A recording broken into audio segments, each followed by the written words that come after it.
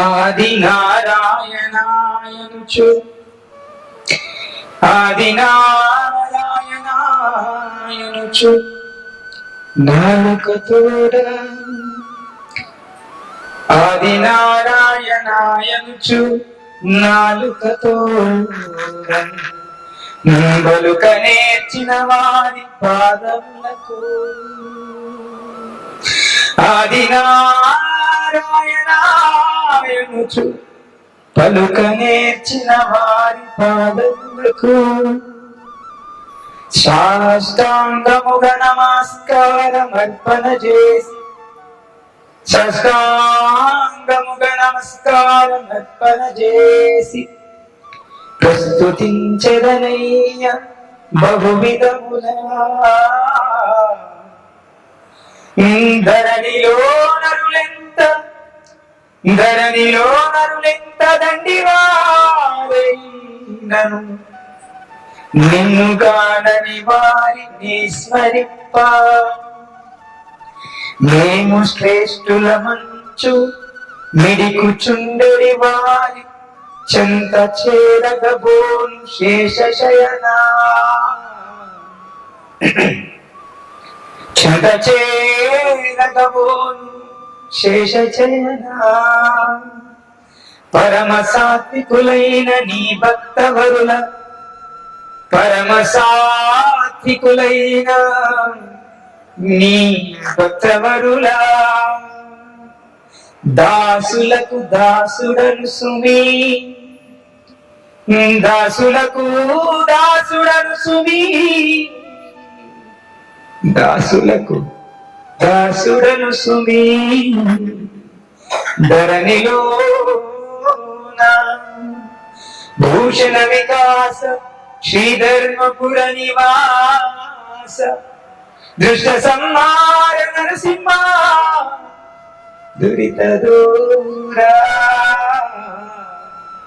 దృష్ట సంహార నరసింహ దురిత దూరా అనంతదేవానికి భక్త శిరోమణి శ్రీ భక్త ప్రహ్లాద మహారాజుకి ఈ కార్తీక మాసం చివరి 5 రోజుల సమయాన్ని మనం అందరం చెప్పుకున్నాం. వైష్ణవ తిథి ప్రకారం భీష్మ పంచకం అని అంటారు. ఈ యొక్క మోక్షం భగవంతుని యొక్క విశ్వరూపం కోసం సందర్శనం కోసం ఎదురు చూశారు. అది ఎక్కడ అంపశయ్యపై. ఇది చాలా ఉత్తమమైనటువంటి కాలం. ఈ కార్తీక మాసం చివరి 5 రోజులు చాలా ఉత్తమమైన కాలం. అందులో భాగంగానే మనకి ఉత్థాన ఏకాదశి నిన్న వచ్చింది. ఈ ఉత్థాన ఏకాదశి మనం చెప్పుకున్నాం. భగవంతుడు గత అంటే క్రితం 3 నెలల క్రితం శయన ఏకాదశి రోజు భగవంతుడు యోగ నిద్రకి ఉపక్రమించారని చెప్పాము. నిన్నటి ఉత్థాన ఏకాదశి రోజు భగవంతుడు మళ్ళీ యోగ నిద్ర నుంచి లేస్తారని కూడా చెప్పాము. అయితే ఇది ఎప్పుడు జరుగుతున్న ప్రాసెస్ అంటే ఎవ్రీ ఇయర్ ఇది జరిగేటువంటి ప్రాసెస్. ఇదందరికీ బాగా తెలుసు. ఈ రోజు నుంచి ఈ క్షీరాబ్ది ద్వాదశి నుంచి చాలా మంది తులసి వివాహం శాలిగ్రామ వివాహ ఉత్సవాలను చేస్తారు. నిజానికి వైష్ణవ తిథి ప్రకారం 16th పౌర్ణమి రోజు మనకి శాలిగ్రామ వివాహం ఉంటుంది. కార్తీక పౌర్ణమి రోజు కృష్ణ అండ్ తులసి శాలిగ్రామ వివాహం ఇస్తారు. అందులో భాగంగానే ఈ రోజు కార్తీక బుధవారం భీష్మ పంచకము చాతుర్మాస్య వ్రతము శుక్లపక్షము చాలా మంచి ఈ రోజు క్షీరాబ్ది ద్వాదశి. ఈ రోజు మనం మాతాజీ శ్రీమతి జవాజీ భూలక్ష్మి మాతాజీ అదేవిధంగా ఉమయ్య ప్రభుజీ వారి గృహంలో శ్రీ దామోదరుని యొక్క వ్రతం అదేవిధంగా వారు ఈరోజు పొద్దున శ్రీ మాత తులసి మహారాజ్ వివాహం కూడా కింద ఏర్పాటు చేశారు. సో వారి యొక్క గృహానికి మమ్మల్ని ఇస్కాన్ తరఫున ఆహ్వానించినందుకు సో వారికి మేము మొట్టమొదటిగా మా యొక్క కృతజ్ఞతలు ప్రభుజీ మీకు. అదేవిధంగా నిజానికి మనం చెప్పుకున్నాం, మీరు ఏకాదశి వ్రతం చేయకుండా మిగతా ఏ వ్రతం చేసినా కూడా అది అంత సాఫల్యత కాదు. స్పెషల్గా in Kaliyuga it is said in Bhagavatam, specially Sukhdev Goswami నీ పరీక్షిత్ మహారాజుడు అడిగినప్పుడు ఈ యొక్క ఏకాదశి వ్రతం గురించి చాలా చక్కగా చెప్తారు.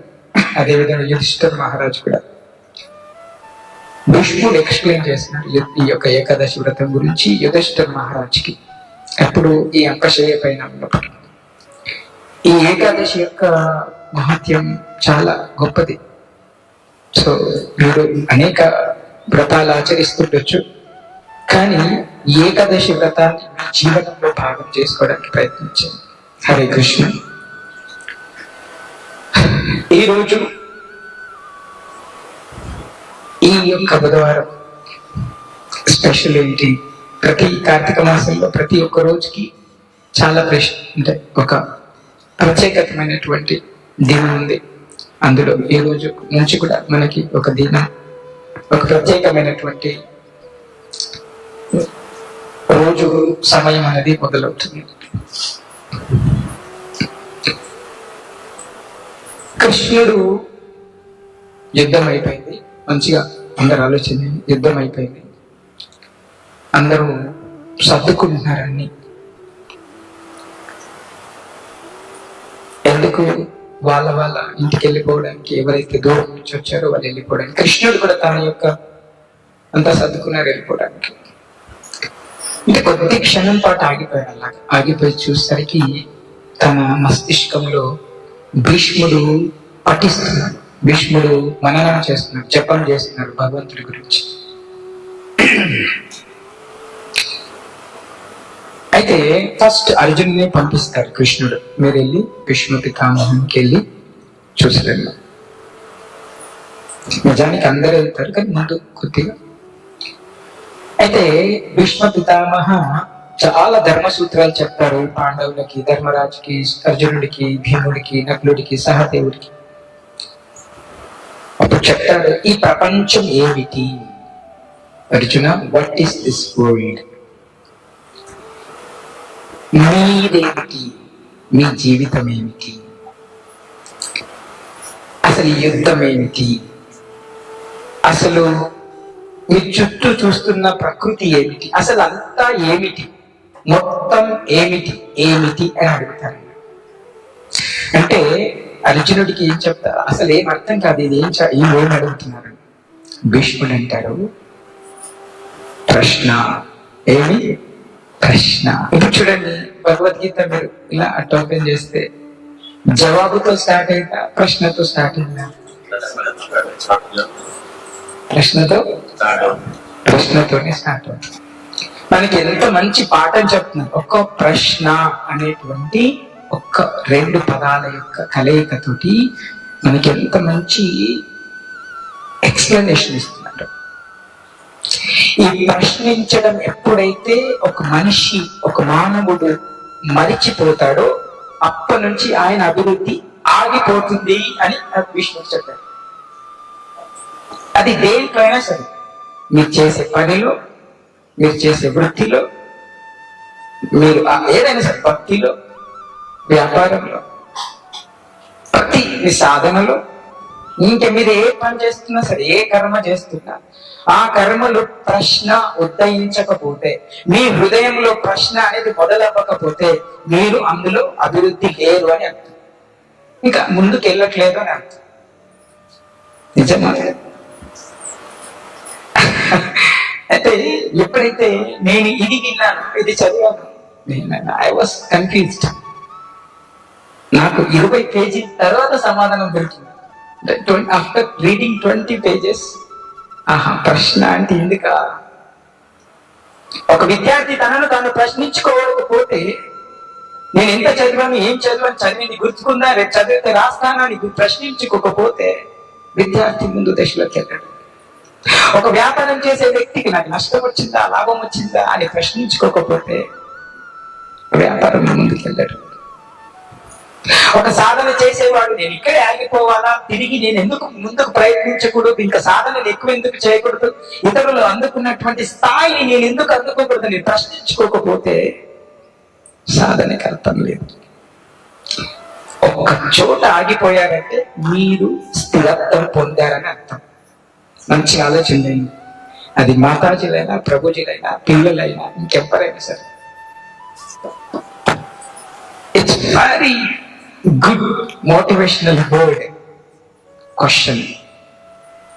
ఒకవేళ క్వశ్చనింగ్ అనేది మీ మనసులో మొదలవ్వలేదంటే, క్వశ్చన్ చేయడం, క్వశ్చన్ మార్క్ అనేది మీ హృదయంలో రావట్లేదు అంటే, మీరు దాని పట్ల అశ్రద్ధగా ఉన్నట్టు, లేదంటే అందులో లీన్ అయిపోయిన తక్కువ అయిపోయినట్టు, లేదంటే దాని మీద మీరు అలసత్వం వహించినట్టు, అందులో మీ యొక్క సక్సెస్ తగ్గిపోతున్నట్టు లెక్క. ఎన్ని రోజులైతే మిమ్మల్ని మీరు ప్రశ్నించుకోరో, మీ హృదయాన్ని మీరు ప్రశ్నించరో, మీ జీవితం నిజంగా ప్రశ్నగానే మిగిలిపోతుంది. ఒక నది ఉంది. ఆ నదిలో ఒక ఒక ఒక ఒక ఒడ్డు నుంచి ఒక ఒడ్డుని దాటడానికి చాలా పడవలు ఉంటాయి. మంచిగా ఆలోచన. ఆచార్యులు చెప్తున్నమాట. ఒక నది ఉంది. ఆ నదిలో ఒక ఒడ్డు నుంచి ఒక ఒడ్డుని దాటడానికి చాలా పడవలు ఉన్నాయి. ఆ పడవకి ఎప్పుడు స్థిరం దొరుకుతుంది? ఈ ఒడ్డు నుంచి ఆ ఒడ్డుకి వెళ్ళగానే కొద్దిసేపు స్థిరం దొరుకుతుంది. మళ్ళీ ఆ ఒడ్డున ఎవరైనా కస్టమర్ వస్తే మళ్ళీ అక్కడి నుంచి ఇక్కడికి రాగానే కొద్దిసేపు మళ్ళీ స్థిరం దొరుకుతుంది. కొద్దిసేపు అబ్బా రెస్ట్ దొరుకుతుందిరా అనేలోకి మళ్ళీ ఎవరో ఒకరు వస్తారు. మళ్ళీ ఇక్కడ నుంచి ఆ ఒడ్డుకి వెళ్ళారు. ఎలా లేదా? ఆ పడవ అనుకుంటుందట, ఏమి నా జీవితం, ఎందుకు నా జీవితం, అసలు కొద్దిసేపు రెస్ట్ తీసుకుంటారు లేదా ఆనందపడుతున్నాను అనేంతసేపే మళ్ళీ ఎవరు వస్తున్నారు, మళ్ళీ పడవ కడుతున్నారు, మళ్ళీ నా మీద ఎక్కుతున్నారు, మళ్ళీ నాకు అది మోసపోవాలి దించాను. అయితే ఇట్లా ఒక పడవతో చెప్తుంది. ఒక ఆధ్యాత్మికమైన పడవ ఒక పడవకు చెప్తుంది, అయ్యో పిసదాన, మనమే పోపు, మనుషులు గురించి చెప్తాను. ఒకరోజు బ్రహ్మ అందరికి ఇలా పిలిచి ఆయుష్ ఇస్తున్నారట. అందరినీ పిలుస్తున్నారు, అందరికి ఆయుష్ ఇస్తున్నారు. గాడిదని పిలిచారట, డాంకి గాడిదని పిలిచి, పోనే దానికి తుమ్కు 40 సార్లు 40 సంవత్సరాలు బతుకుకో అంటే, ఆ గాడిద అక్కడ దాకా పోయింది. 40 సంవత్సరాలు పోయలేను, 40 సంవత్సరాలు నన్ను మొత్తం గాడిదలాగా బాగుంటారు, నా జీవితం అంత బరువులు వేరే 40 ఏళ్ళు నాతో కాదు, 20 సార్లు 20 సంవత్సరాలు అయితే చాలు చచ్చిపోతాను. ఓకే ఓకే సాంక్షన్ 20 సంవత్సరాలు. సో దాని తర్వాత కుక్క వచ్చింది. కుక్కకు కూడా 40 years ఇచ్చారు. 40 years అచ్చయింది కదా, వెళుతాను కుక్క సావుది, నాకు కుక్క తిట్లు తిరుగుతాను, కుక్క సావు నేను చావాలి. ఓన్లీ ఐ నీడ్ 20 years, 20 సంవత్సరాల కంటే ఎక్కువ బతుకు. ఐసా ఓకే जाओ आप जाओ 20 साल. उसके बाद మళ్ళీ గుడ్ల గుబ్బ ఏదో వచ్చిందంట. వస్తే నీకు 40 years, నాకు ఎందుకు 40 years, ముందే 7 వారాలలో నాకు తినదు. పొద్దున్నాక వాళ్తేనే ఒక బాధ, రాత్రికి వాళ్తే ఒక బాధ. అవునా? నువ్వు తిట్టను తిట్టకుండా తిడతారు. అవునా? నేను ఎక్కడ వాళ్ళో నాకే తెలియదు. నా జీవితం అంతా గుడ్ల గుబ్బ అంధకారమయం. అందులో ఇంకా మీరు 40 years ఇస్తే నేనేం చేసుకోవాలి? సో జస్ట్ నాకు 20 సంవత్సరాలు చాలు. అలా 40 ఎన్ని మిగిలినాయి? 20 60 మనిషి వచ్చేది, మానవుడు వచ్చేది. మనిషి నువ్వా? అందరిలా నీకు ఎన్ని ఇయర్స్? 40 years. Job 40 sir. అగో గాడిదకి 40 సంవత్సరాలు, కుక్కకి 40 సంవత్సరాలు, గుడ్లకి 40 సంవత్సరాలు. నేను మనిషిని, నాకు 40 సంవత్సరాలు, ఇదే న్యాయమా అని అడుగుతాను. అప్పుడు మరి ఏందయ్యా నీ బాధ? నాకు అద్దు, ఇవి నేను తీసుకోవాలి 40 సంవత్సరాలు, నాకు ఎక్కువ కావాలి. ఓకే ఎక్కువ అంటే నా దగ్గర లేవు. మరి ఆ కుక్కకి, గాడిదకి, గుడ్ల కుక్కకి మిగిలిన ఉన్నాయి కదా 20 20 20 60. ఆ 60 40 100 ఇచ్చేయి నాకు అని అడిగేనంట. అడిగితే ఇంకో మళ్ళా కష్టాలు పడతావు అంటే, నాకు 100 సంవత్సరాలు అయితే భూమి మీద 100 సంవత్సరాలు బతకాలి. ఆచార్యులు దాన్ని ఇది జస్ట్ కథలాగా చెప్పారు, కానీ అది ఆపోదించారు మన జీవితానికి. అంటే ఓకే మళ్ళా కష్టాలు పడుతున్నా దేవ పరంధామా అని నన్ను అడుగుతుంది. ఓకే ఓకే ఓకే ఇచ్చింది ఫస్ట్ మనుషులు మనం ఎట్లా తీసుకున్న దాకానే మనది, తర్వాత చూసుకున్న ఆ పని ఆత్మ అనేది ఆ పని కింగ్. సో మన చేతిలోకి వచ్చిన తర్వాత అందరికి భూమి మీదకి వచ్చారు, మనవాడు కూడా వచ్చారు. See, up to 40 years, so we are enjoying our life. Because up to 25 years, up to 30 years, at 28 years, at 25 years, brahmacharya, ashramam, whatever we are depending on parents, మనం తల్లిదండ్రుల మీద ఆధారపడి ఉంటున్నాం, తల్లిదండ్రులు బాధ్యత పోస్తున్నారు, మన ఆనందంగా తిరుగుతాం, ఎంజాయ్ చేస్తాం, వాళ్ళు పెళ్లి చేస్తారు, వాళ్ళే హ్యాపీగా మనల్ని సెట్ చేస్తారు. 40 సంవత్సరాలకు మనకి ఎక్కువ కష్టాలు లేవు. ఎందుకు? మనకి ఒరిజినల్ ఇచ్చిన ఆయుష్ ఎంత? 40. उसके बाद किसका चालू होता? డాంకీ గాడిద. బికాస్ మ్యారేజ్ అబ్బాయికి అయిపోయింది, పిల్లలు వాళ్ళ బరువు మోయాలి, భార్య బరువు మోయాలి, కుటుంబం బరువు మోయాలి, వాళ్ళు పెద్దగా లాగా మోయాలి, ఫీజులు, ఇంకా ఫీజులు కట్టాలి, ఇంకా వాళ్ళ హాస్టల్ ఫీజులు, కాలేజ్ ఫీజులు, వాళ్ళ బట్టలు, వాళ్ళ పోషణ, ఇన్ని మోయాలి కదా. Your like a donkey, your suffering all. చాలా వరకు మీరు గాడిదలాగా కష్టపడాలి. ఆఫ్టర్ 60 years, 60 సంవత్సరాల రిటైర్మెంట్ వస్తుంది మనకి, ఎనీ జాబ్ అని ఎనీథింగ్. అప్పుడు కుక్క ఇంట్లోనే ఉంటుంది, ఎటువంటి రిటర్న్ పోతుంది కుక్క. సో కుక్క మనకి కుక్క ఆయుష్ వస్తుంది. ఆ కుక్క యొక్క ఆయుష్ని మనం తీసుకున్నాం కదా 20 సంవత్సరాలు, అది ఇంట్లోనే ఉంటుంది. రిటైర్ అయిపోయినాక మీరు ఎటు పోతారు?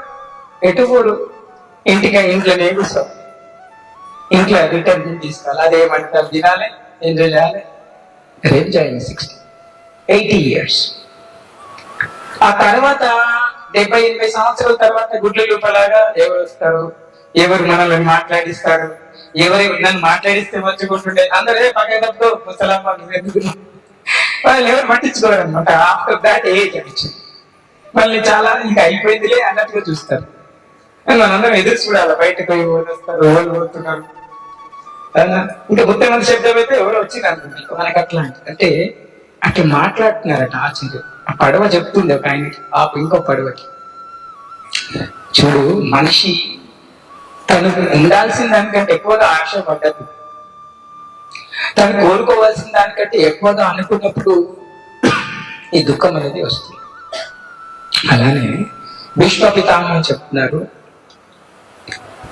మీరు ప్రశ్నించుకోవడం ఆపేస్తే, ప్రశ్నించుకోవాలి, ప్రతి ఒక్కరు ప్రశ్నించుకోవాలి, నాకు ఎంతవరకు వచ్చింది ఇది, నేనేం చేస్తున్నాను, నా జీవితం ఎట్టుపోతుంది, ఈ రోజు నా ప్రయాణం ఎటు, రేపటి రోజు నా ప్రయాణం ఎటు, నా ప్రయాణం ఎటు వస్తుంది, నా లక్ష్యం ఏమిటి, ఎంతవరకు నా ప్రయాణం. ఆ పడవ మన జీవితమే పడవ ఆశ. అంటే మన జీవితం ఎలా, కొద్ది దూరం పోతున్నాం, కష్టపడుతున్నాం, సుఖం దొరుకుతుంది అనేసరికి మళ్ళీ కష్టం వస్తుంది, మళ్ళీ కష్టపడుతున్నాం, మళ్ళీ కొద్దిసేపు సుఖం దొరుకుతుంది అనేసరికి మళ్ళీ కష్టం వస్తుంది. కానీ అదే నదిని మీరు ఆలోచించండి, అదే నది, ఏ నదిలోనైతే మీరు ఈ ఒడ్డు నుంచి ఈ ఒడ్డుకి దాటడానికి ప్రయత్నం చేస్తున్నారో, ఆ నది యొక్క సంపూర్ణ లక్ష్యం ఏమైంది తెలుసా? ఆ నది యొక్క లక్ష్యం ఏంటి తెలుసా? సాగరంలో కలిసిపోవాలి. దానికి స్థిరత్వం ఎప్పుడు? అది నిరంతరం ఎక్కడ ఆగకుండా ప్రయాణిస్తుంది. కొండలు, గుట్టలు, అది ఇది ఏది వచ్చినా కూడా, వాగులు, మొక్కలు ఏది వచ్చినా అది నిరంతరం అన్నిటినీ దాటుకొని ఎక్కడ స్థిరమవుతుంది? ఎక్కడైతే తాను పుట్టిందో అక్కడే స్థిరత్వం అవుతుంది.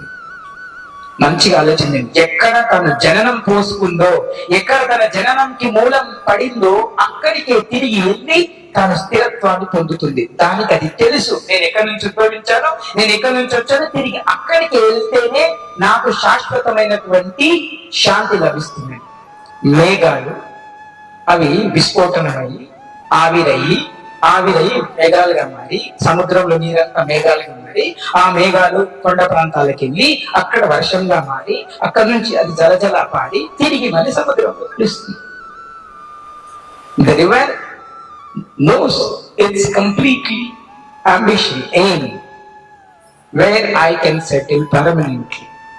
మరి మనకెందుకు తెలియదు మనం ఎక్కడి నుంచి వచ్చాము అనేటువంటి ప్రశ్న మనకెందుకు ఉద్భవించదు? ప్రకృతిలో ఉన్న ప్రతి వస్తువుకి ప్రశ్న లేదు, ఒక మనిషికి తప్ప. మనిషే ప్రశ్నించుకోవాలి. ఎందుకు నవ్వు వస్తుంది, ఎందుకు దుఃఖం వస్తుంది, ఎందుకు క్రోధం వస్తుంది, ఎందుకు ఒక రకమైనటువంటి అన్సాటిస్ఫాక్షన్ వస్తుంది, ఎందుకు నిద్ర వస్తుంది, ఎందుకు ఆకలి వస్తుంది, ఇవన్నీ ప్రశ్నలు. ఒక ఆచార్యులు చెప్తారు, ఒక తెలివి గల మనిషి, అత్యంత తెలివైన వాణ్ణి అనుకునే మనిషి ఎవరిని ప్రశ్నిస్తారు తెలుసా? తనని తానే ప్రశ్నించుకుంటారట. లోకాన్ని ప్రశ్నించని వాడు కాదు. లోకాన్ని ప్రశ్నించేవాడు తనని తాను ప్రశ్నించుకోడు. తనని తాను ప్రశ్నించుకున్నవాడు లోకాన్ని ప్రశ్నించడు. This is truth. ప్రపంచాన్ని ప్రశ్నించాలి, ప్రపంచాన్ని ఏలాలనుకున్నటువంటి అలెగ్జాండర్ తిరిగి తిరిగి ఆ రాజ్యాన్ని జయించి, ఈ రాజ్యాన్ని జయించి, వాళ్ళని చెరబట్టి, వీళ్ళని చెరబట్టి వచ్చి వచ్చి వచ్చి తనకు ఒక రోగం వచ్చి, ఆ రోగాన్ని నేను జయించలేదు, ఇన్ని రోజాన్ని జయించాను, ఇంత ప్రపంచాన్ని జయించుకుంటూ వచ్చిన నాకు ఒక చిన్న రోగాన్ని జయించలేకపోతున్నాను, మృత్యువుని కూడా జయించలేదు. అంటే నేను జయించలేదు ఉంది, నాలోనే ఉంది. ఏనది? నువ్వు నీ యొక్క రోగాన్ని జయించలేవు, నీ యొక్క ముసలితనాన్ని జయించలేవు, నీ యొక్క మరణాన్ని కూడా నువ్వు జయించలేవు. అలెగ్జాండర్ అది తెలుసుకొని ఎవరైతే తన రోగాన్ని, ఎవరైతే తన మరణాన్ని, ఎవరైతే తన జననాన్ని, ఎవరైతే తన ముసలితనాన్ని నిజంగా జయిస్తాడో వాడే నిజంగా జయించినవాడు, వాడే వీరుడు. అలా నేను వీరుణ్ణి కాను, ఉత్త జీరోనని, ఆ జీరోని తెలపడానికి తన మంత్రిని పిలిచి ఆ యొక్క పెట్టెకి 4 బొక్కలు పెట్టించి 2 కాళ్ళు బయట, 2 చేతులు బయట పెట్టించి ఉత్త కాళ్ళు ఉత్త చేతులతో పెట్టెత్తుకోబోతున్నాడు. అందరూ ఎవరైనా అడిగితే ఏం సమాధానం చెప్పాలంటే, అలెగ్జాండర్ ప్రపంచం అంతా గెలిచాడు, కానీ తనను తాను మాత్రం ఓడిపోయాడు. ఎవరైతే తనను తాను మాత్రం గెలకుండా ప్రపంచాన్ని గెలిచేవాడి పరిస్థితి ఇదే అని మొత్తం చెప్పండి అని చాటి చెప్తున్నారు. అంటే మనమందరం భగవంతుడు ఏం చెప్తున్నారు, ఆచార్యులు ఏం చెప్తున్నారు, భగవద్గీత ఏం చెప్తుందంటే మనల్ని మనం గెలవాలి, మనలో ఉన్నటువంటి చెడు గుణాల పైన గెలవాలి, మనలో ఉన్నటువంటి క్లేశం మీద గెలవాలి, మనలో ఉన్నటువంటి దురాశ మీద గెలవాలి, మనలో ఉన్నటువంటి స్వార్థం మీద మనం గెలవాలి, మొత్తానికి మనం మన మనస్సు మీద గెలవాలి. అప్పుడు చాలా ప్రశాంతంగా ఉంటాడు. ప్రభుపాదికి అమెరికా వెళ్ళడానికి డబ్బులు లేదు. ఒక కార్గో షిప్ కి సంబంధించిన ఒక ఓనర్, ఆ మాతాజీ పేరు నాకు నోట్లో ఉంది రావట్లేదు, ఆ మాతాజీ దగ్గరికి వెళ్ళి ఇలానే నేను వెళ్ళాలనుకుంటున్నానంటే ఆ మాతాజీ 40 రూపీస్ హెల్ప్ చేస్తున్నాను. అంటే టికెట్ అక్కడ పోవడానికి అంతా చూసుకుంది. ప్రభుపాద్ చెప్పింది, మీరు 70 సంవత్సరాల వయసులో వెళ్ళి ఏం సాధిస్తారు? గురువు చెప్పిన మాట ప్రశ్నార్థకంగా ఉండొద్దు జీవితంలో. నేను ప్రశ్నతో నా శరీరాన్ని వదలొద్దు. ఈ ప్రభుపాద్ చెప్తున్నారు, ఈ యొక్క సృష్టిలో మనుషులు 99.99% అందరూ కూడా ప్రశ్నతోటే మరణాన్ని తెచ్చుకుంటారు, ప్రశ్నతోటే శరీరాన్ని వదులుతున్న వాళ్ళు 99%. Only single 0.1% people, they know that why we are leaving this body. ఎందుకు ఈ శరీరాన్ని వదులుతున్నాము, ఎక్కడికి వదిలి వెళ్ళిపోతున్నాము అని 1% మాత్రమే గ్రహించే వాళ్ళు 1% ఉంటారు.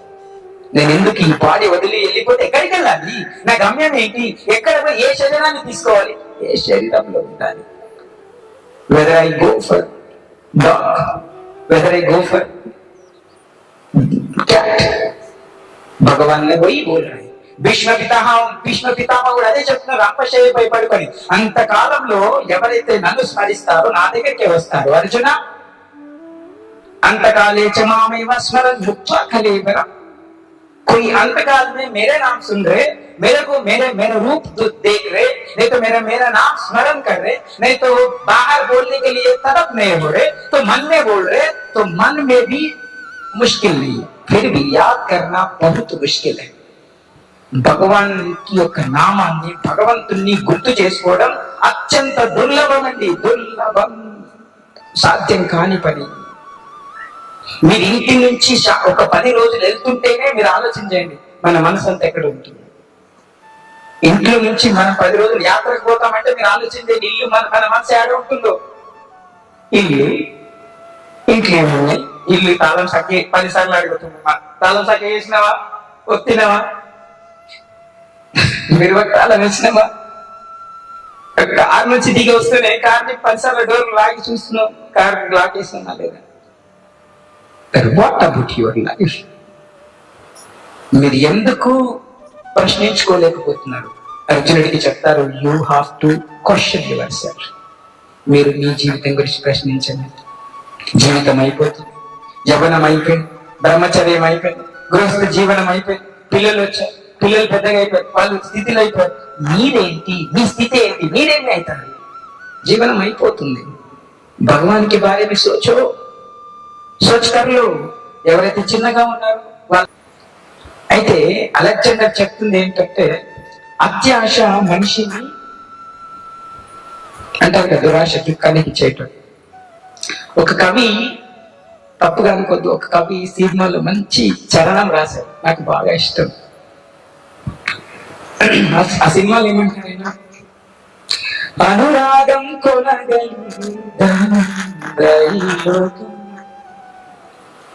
మమకారం విలువెంతో ఆనందం కొనతో అలాహలం కొన్నా అతి తెలివితో తీరా మూగం తెరిచి తీరం కనబడదు. I don't know what is that song, but I like that chant. అక్కడ చాలా మంచి పదాలు వాడారు. మనం అనుకుంటున్నాము ధనంతో అన్ని చేయొచ్చు. అందులో ఆమె తెలుసుకోవట్లేదు ఆ సినిమాలో ధనంతో ఏదైనా చేయొచ్చు. సౌభాగ్యం కూడా అమ్ముకోవచ్చు, కొనుక్కోవచ్చు. ఈవెన్ భాగవతంలో కూడా ఉంది. కలియుగం వచ్చేసరికి ఎక్స్చేంజ్ చేసుకుంటారట, భర్తల్ని భార్యల్ని ఎక్స్చేంజ్ చేసుకుంటారట. నాకు మా భార్యతో బోర్ కొడుతుంది, డేట్ ఎప్పుడు ఫిక్స్ చేసుకున్నాను. They want to exchange their wives and their husbands. అంటే ఇప్పుడు మనం ఆ స్థితిలో లేమండి. మేబీ ఇంకా కొన్ని రోజులు కలియుగంలో ఉండొచ్చు, కానీ మనం అందరం మంచి కాలంలో ఉన్నాం నిజానికి. అదృష్టవంతులు మనం అందరం. Maybe that day will also come. And Bhagavatam it is said actually exchanging process already western countries లో ఉంది. దే విల్ ఎక్స్చేంజ్ బికాస్ కొన్ని రోజులు ఉంటారు, దాని తర్వాత they will divorce and then they will go for they. So ఇక్కడ మనం చేసుకోవాల్సింది ఏంటంటే ఆత్మ ప్రశ్న. ఒకవేళ మీరు 2 రకాల ప్రశ్నలు ఉన్నాయి. మళ్ళీ భీష్మ పితామహ చెప్తున్నారు, ఆచార్యులు చెప్తున్నారు, మీరు కేవలం భౌతికంగా మాత్రమే మిమ్మల్ని మీరు ప్రశ్నించుకున్నారు అనుకోండి, భౌతికంగా మాత్రమే మీరు ఈ ప్రశ్నని ఉపయోగించుకున్నారు అనుకోండి, మళ్ళీ ఓడిపోతారు. ఈ ప్రశ్న ఆధ్యాత్మికమైనటువంటి ఉండాలి, ఆత్మ ప్రశ్న ఉండాలి, ఆత్మ పరిశీలన కోసమై ప్రశ్న ఉండాలి. ఏం చేస్తున్నారు? పొద్దున్న లేస్తున్నారు, ఏం చేస్తున్నారు? టిఫిన్ చేస్తున్నారు, ఏం చేస్తున్నారు? భుజిస్తున్నారు, తర్వాత ఏం చేస్తున్నారు? వ్యాపారంకి వెళ్ళిపోతున్నారు, తర్వాత ఏం చేస్తున్నారు? సాయంత్రం వస్తున్నారు, ఏం చేస్తున్నారు? మళ్ళీ టిఫిన్ చేసి, మళ్ళీ లంచ్ చేస్తున్నారు, డిన్నర్ చేస్తున్నారు, మళ్ళీ ఏం చేస్తున్నారు? పడుకున్నారు, మళ్ళీ ఏం చేస్తున్నారు? లేస్తున్నారు, మళ్ళీ ఏం చేస్తున్నారు? పదం పదం దిక్పదం పదం పదం నిపదం చేయమ. మీరు అడుగడుగున దోషం, అడుగడుగున మీరు ఇరుక్కుపోతున్నారు. ఎందులో తెలుసా? భౌతికమైనటువంటి మాయలో మిమ్మల్ని ఇలా కూర్చుతున్నారు. అట్లా దాంట్లో మాయ కలి. Go giving 100 crores of profit. I got 100 crores profit. Then I want to get 1000 crores property. Then profit. Then I have to try for 1000 crores. The thing, the world, the society is going towards. అట్లా పోతుంది ప్రపంచం. ఈ చరణంలో ఏం చెప్పారు చూడండి. అతి తెలివితో కొన్నారు మీరు. తెలివితో కాదు, అతి తెలివితో కొన్నారు మీరు. ఏం కొనుక్కున్నారు? ఆలాహలకు కొనుక్కున్నారు. డబ్బుతో మీరు ఆనందం వస్తుందని చెప్పి ఆలాహలం కొనుక్కున్నారు. తాగట్లేదు, వైన్ తాగట్లేదు చాలా మంది. మత్తు తాగుతున్నారా లేదా? దాంతో ఆరోగ్యం వస్తుందా? ఆరోగ్యం రాదని తెలుసు, అది విషమని తెలుసు, అది చేదని తెలుసు, దాన్ని తాగితే క్యాన్సర్ వస్తుందని తెలుసు. డబ్బులు పెట్టి మరి కొనుక్కోవట్లేదా? అది అతి తెలివి కాకపోతే ఏంటి? తెలివిని అతిగా వాడుతున్నాం, అంటే ప్రశ్నించకుండా వాడుకుంటున్నాం. ఇక్కడ భీష్మ పితామహ మనకేం చెప్తున్నారంటే, ప్రతి ఒక్క చర్యలో మీరు ప్రశ్నని ఉదయించుకోండి. ఇది ఎందుకు చేయాలి, నాకు శివప్రభు ఒక పని చెప్పారు, నేను దాన్ని ఎందుకు చేయాలి. భూమై ప్రభు చెప్పారు, నాకు ఆ పని చెప్పారు, లేకుంటే నాకు ఇది చేయమని, నేను ఎందుకు చేయాలి, నాకు ఎందుకు చెప్పారు. ఎవ్రీ యాక్షన్ లో మీరు ప్రశ్నలు అనేది ఉదయింప చేసుకుంటే you will be towards in to the success. విజయం తీరంలో ఉన్నట్టు, అది ఆధ్యాత్మికంగా అయినా భౌతికంగా అయినా తొందరగా విజయాన్ని అందుకుంటారని చెప్పేసి భీష్మ పితామహ చెప్తున్నారు. అందుకని భగవద్గీత ప్రశ్నతో మొదలైంది, అవునా. సో శ్రీ ధృతరాష్ట్ర ఉవాచ ధర్మక్షేత్రే కురుక్షేత్రే సమవేతాయుత్సవ మామకా పాండవ చేవ కిం కురువత సంజయ. ఎక్కడ నా కుమారులు పాండు రాజకుమారులు యుద్ధం కొట్టుకుందామని ధర్మభూమికి వెళ్ళారు. కొట్టుకున్నారా, ఏం చేస్తున్నారు, ఇస్ ఆస్కింగ్ క్వశ్చన్. భాగవతం ఎలా వచ్చింది, పరీక్షిత్ మహారాజు శుకదేవ్ గోస్వామి ప్రశ్నిస్తే గాని భాగవతం రాలేదు. ప్రశ్నతోనే భాగవతం మొదలైంది. మహాభారతం ఎలా వచ్చింది, ప్రశ్నిస్తేనే వచ్చింది. విఘ్నేశ్వర భగవాన్ వ్యాస భగవాన్ ప్రశ్న కలుగుతాయి, క్యా హై, ఏం రాయాలి, ఏం రాయమంటున్నాను, ఏంటి భారతం, ఎందుకు భారతం రాయాలి, ఎందుకు మహాభారతం నాతో రాయిస్తుంది. His question and Mahabharata came and Veda. Vyasa Bhagavan also came for divide Veda. ఒక పూర్వము, సృష్టికి పూర్వం వేదం ఒకటే ఉంది, ఇంత ఉంది వేదం. దాన్ని చూస్తేనే సగం దొరుకుంటాం, ఈ ఇంత దొడ్డుగా ఉన్నది. చాలా మంది అనుకుంటారు పుస్తకం చదవాలంటే కిసిటి పుస్తకం అంటే చదివేస్తాం, కానీ ఇంత పెద్ద పుస్తకం చూపించిన అమ్మ మస్తు దొడ్డుగుంది అని ఆ భావన ఉంటుంది మనిషికి. అట్లాంటి వేదం ఒకటే ఉంది, 4 వేదాలు కలిసి ఒకటే ఉంది. అందుకని వ్యాస భగవానుడు ఏం చేశారంటే వాటిని విభజించారు. అదర్వన వేదంగా, సామవేదంగా, ఋగ్వేదంగా విభజించారు. అయితే ఈ 4 వేదాలను విభజించారు. అందుకనే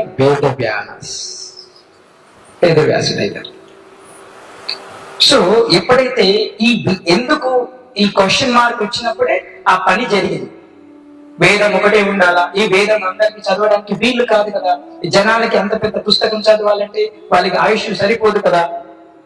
అలా క్వశ్చన్ మార్క్ అనేది ప్రతి ఒక్క వ్యక్తి జీవితంలో, ప్రతి ఒక్క పిల్లవాడి జీవితంలో మనం నేర్పియాలి, చెప్పాలి, క్వశ్చన్ చేసుకోవాలనేటువంటి ఈ ఆతృత అనేది వాళ్ళకి కలిగించాలి. మిమ్మల్ని మీరు ప్రశ్నించుకోకపోతే నేను ఎందుకు జపం చేస్తున్నాను, ఎందుకు సత్సంగానికి వెళ్తున్నాను, ఎందుకు ఈ ఆధ్యాత్మికమైనటువంటి కార్యక్రమాన్ని ఏర్పాటు చేయాలి, దీనివల్ల ఏమొస్తుంది, మనం ఆధ్యాత్మికమైనటువంటి జీవితంలోకి వెళ్ళాలి, ఆత్మజ్ఞానం అవసరమా అంటే అవసరమే. భీష్ముడు చెప్పారు, భీష్మ పంచకంలో భీష్ముడు చెప్తున్నారు. భీష్ముడు చెప్తూ ఏం చెప్తున్నారు, విష్ణు సహస్రనామాలు చెప్తూ భీష్ముడు అందులో గోవిందుడిని స్తుతిస్తారు భీష్ముడు. ఏమనంటే మీరు శుక్లం ఉన్నారు, భరధరం, శశివర్ణం ఉన్నారు, చతుర్భుజం ఉన్నారు. సో మీరు చాలా వత్సాలు ఉన్నాయి మీ దగ్గర,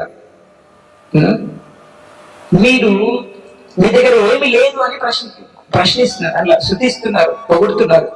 మనకి విష్ణు సహస్రనామాలు పొగుడుతూనే ప్రశ్నిస్తున్నారు. అంటే మనం అనుకోవాలి, సుదర్శన చక్రం ఎవరు, ఎందుకు అంత గాఢమైన స్పీడ్ తో తిరిగేటువంటి సుదర్శన చక్రం విష్ణు దగ్గర, కృష్ణు దగ్గర ఉంది, ఎక్కడి నుంచి వచ్చింది? గంట మోగిస్తున్న గంట ఎక్కడి నుంచి వచ్చింది? గంట ఎవరి స్వరూపం మొత్తం చెప్పారు భీష్ముడు. గంట ఎవరి స్వరూపం, ఎవరు గంటగా మారాలి, భగవంతుడికి భోగు పెడుతున్నప్పుడు గంట చప్పుడు ఎందుకు చేయాలి? భీష్మని బోలా హే. గంట ఎవరి స్వరూపం? గరుడజీ. ఎవరి స్వరూపం? గరుడ. ఎవరి వాహనం? విష్ణు వాహనం. ఎప్పుడు కూడా భగవంతుడికి ప్రసాదం భోగవుతున్నప్పుడు, ప్రసాదం నివేదన అవుతున్నప్పుడు గరుడ రెక్కలతో సపోర్ట్ చేస్తాడు. గరుడ ఈజ్ అ సాక్షిభూత్ for offering Krishna or offering Vishnu or whatever. So భగవంతుడు ఇచ్చినటువంటి వరం, గరుడి యొక్క వాయిద్యం లేకపోతే నేను భోగిని స్వీకరించాను. సో అందుకోసమనే గరుడు గరుడజీ మనకి గంట రూపంలో సో ప్రత్యక్షమయ్యాడు. సో అందుకోసమనే సో గరుడి మనకి గుడి ముందు ఎందుకు గరుడిని పెట్టారు? ఇప్పుడు మీరు ముందు భగవంతుని పెడతారు, భగవంతుని ముందు గరుడ గుడి ఉంటుందా, గరుడు ఉంటారు కదా. ఎందుకు గరుడు ఉన్నారు? భగవంతుడికి ఏది చెందుతున్నా సరే దాని తర్వాత ఎవరికి చెందాలి? గరుడిజీకి చెందాలి. అవునా? ఎందుకు? ఎందుకంటే గరుడిజీ అత్యంత ఉన్నతమైనటువంటి భక్తుడు భగవంతుడికి. సో కాబట్టి ఏదైనా భగవంతుడి తర్వాత ఎవరికి చెందాలి? గరుడిజీకి చెందాలి. సో ఇలా చేస్తూ చేస్తూ అంతా అయిపోయిన తర్వాత గరుడిజీకి చూపిస్తారు. Then only it will be offer everyone. So అట్లా గరుడిజీ కోరుకుంది ఏంటంటే, నాకు మీ యొక్క ప్రసాద నివేదనలో మా వంతు భాగ్యం, మీరు లేకుండా నేను ఈ ప్రసాదం స్వీకరించాను. అందుకనే శబ్దం చేస్తుంటారు, మంచి శ్రావ్యమైన శబ్దం. కంచు ఇంట్లో గంట శబ్దం, గంట ఉంది మంచిగా అంటే గరుడిజీ ఉన్నట్టే. శంఖం ఉంటే మనకి సో కాబట్టి మనం అందరం ఈ యొక్క భీష్మ పంచకంలో ఉన్నాం. భీష్ముడు చాలా చాలా మంచి మంచి విషయాలు చెప్పారు. ఇలా దురాశ లేకుండా అర్జునుడికి చెప్తున్నారు, అర్జున దురాశ లేకుండా, అతి ఆలోచన లేకుండా, అతి తెలివి లేకుండా, నీకు రాజ్యం వచ్చిందనేటువంటి గర్వం లేకుండా, ఎందుకంటే రాజ్యం వచ్చింది కదా, అందుకని ఇవన్నీ చెప్తున్నారు ఆయన. నీకు రాజ్యం వచ్చిందని గర్వం కాకుండా, ద్వేషం కాకుండా, దోషం కాకుండా ప్రశ్నించడం నేర్చుకొని ఆధ్యాత్మికంగా భౌతికంగా ముందుకెళ్ళండి అని చెప్తున్నారు. అది దేంట్లో అయినా సరే మీరు విజయం పొందాలా, ప్రశ్నించుకోండి. అందుకని అర్జునుడు తనను తానే ప్రశ్నించుకున్నాడు. నకాంక్షతే విజయం కృష్ణ నచరాజ్యం సుఖానిచ కిన్ను రాజ్యేన గోవింద కిం భోగని జీవితేనవా.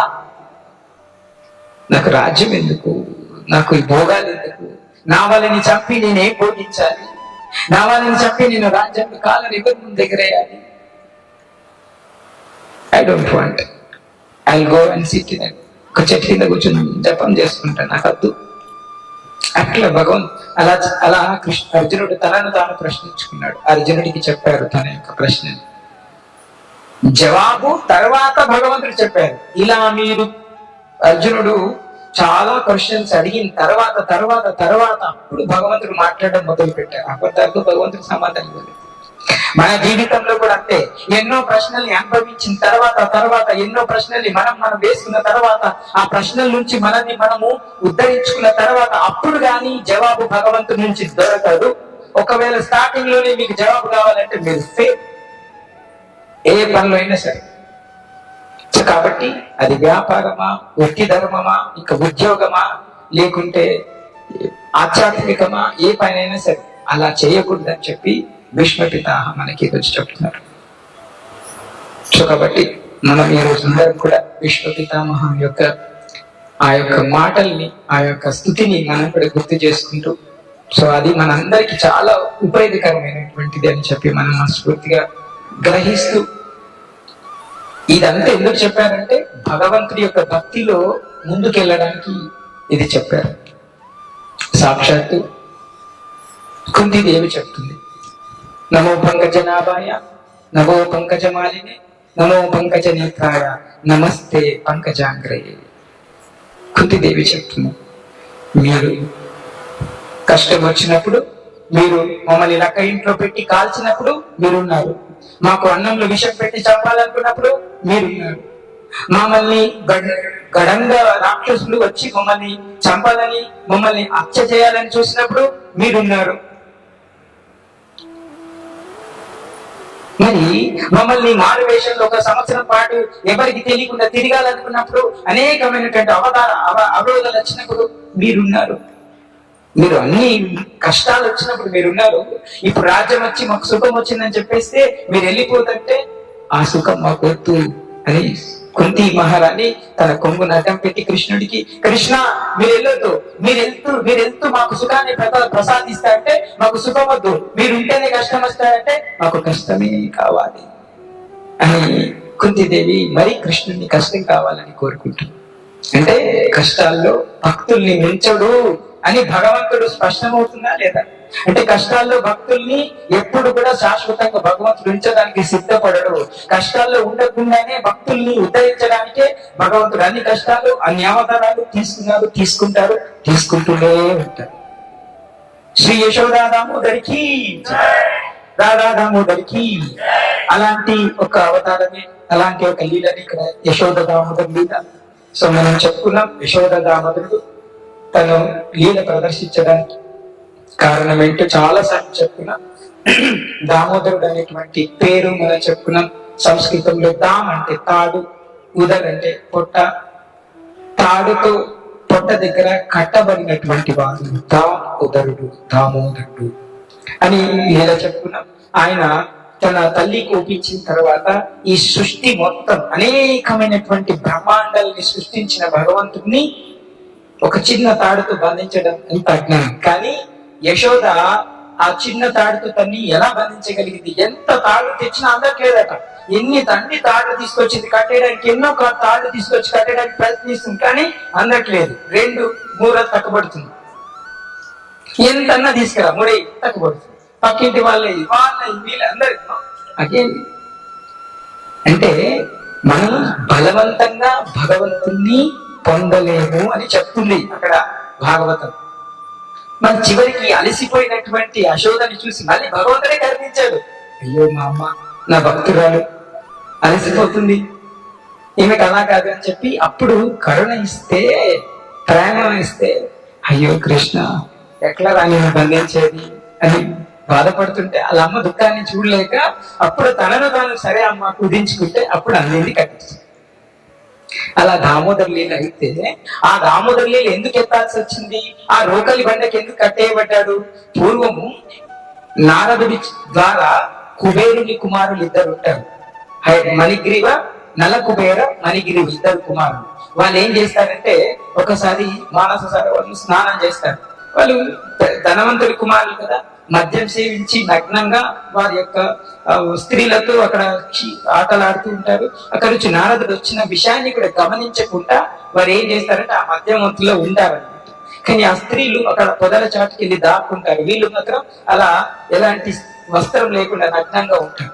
అలాంటి నారదుడు వస్తుంటే, గురువు వస్తుంటే ఎలాంటి ప్రాయం లేకుండా మద్యం మత్తులో ఉన్నటువంటి వారిని నారదుడు కోపించి, మీరు అర్జున పాషాండులై అంటే వృక్షాలై జన్మించుగాక అని శాపమిస్తాడు. అప్పుడు వాళ్ళు అప్పటి నుంచి తేరుకొని, అయ్యా మేము తప్పు చేసినాము అంటే, ఇంకా లేదు, మీరు ద్వాపరయుగం మరి కాగాల్సిందే. ద్వాపరయుగంలో కృష్ణుడు ఈ ప్లేస్ కి వస్తారు. ఆ ప్లేస్ కృష్ణుడి యొక్క ఆడుకునే ప్రాంగణం, ఆ వాకిలి అప్పటి వరకు మీరు ఆన్లోనే ఉండాలా. కృష్ణుడు వచ్చి ఆ 2 చెట్ల మధ్యలోకి వచ్చి ఆ రోకలిచ్చి పడగొట్టేస్తే చెట్లు పడిపోతే అందులో నుంచి నల కుబేర మణిగ్రీవులకి అన్ని యుగాల తర్వాత అప్పుడు ముక్తి దొరుకుతుంది. అది దామోదర్ లీల. ఆ దామోదర్ లీలని భగవంతుడు ఈ కార్తీక మాసంలో చేశారు. కృష్ణుడికి దామోదరం చాలా, కార్తీక మాసం చాలా ఇష్టం. నేను చాలా సంవత్సరాలుగా, చాలా రోజులుగా మనం చెప్తున్నాం. కార్తీక మాసం మీరు చాలా మనం సెలబ్రేట్ చేస్తాం. ఎవరికి సంబంధించింది కార్తీక మాసం? శ్రీమతి రాధారాణికి సంబంధించింది. శ్రీమతి రాధారాణి పేరు యొక్క ఇంకొక పేరే కార్తీక. కీర్తిద ఇది కార్తీక అంటే కార్తీక అంటే రాధారాణి యొక్క తల్లి పేరు కీర్తిక. ఆ కీర్తిక అనేటువంటి నామం మీదనే శ్రీమతి రాధారానికి కార్తీక అనేటువంటి పేరు వచ్చింది. ప్రతి మాసానికి ఒకరు అధిష్టాన దేవతగా ఉంటారు.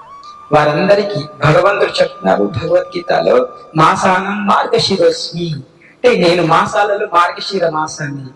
కానీ ఆ భగవంతుడికి నచ్చినటువంటి మాసం ఏంటి తెలుసా? అలాంటి కృష్ణుడికే నచ్చినటువంటి మాసం మార్గశిర మాసం. ముందు వచ్చే మాసం కార్తీక మాసం.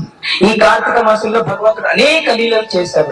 దామోదర్ లీల, అవునా, తర్వాత హరిత్రాసుని వధ, దాని తర్వాత రాధకుండ శామకుండ ఏర్పాటు బృందావనంలో గోవర్ధన్ లీల, చాలా లీలలు మనకి ఈ యొక్క కార్తీక మాసంలో జరిగాయి. తులసి శాలిగ్రామ వివాహం కూడా ఈ కార్తీక మాసంలోనే జరిగింది. భీష్మ పంచకం కూడా ఈ కార్తీక మాసం. కాబట్టి కృష్ణుడికి రాధారానికి అత్యంత ప్రాయం ఇష్టమైనటువంటి మాసం కార్తీక మాసంకి. హరే కృష్ణ.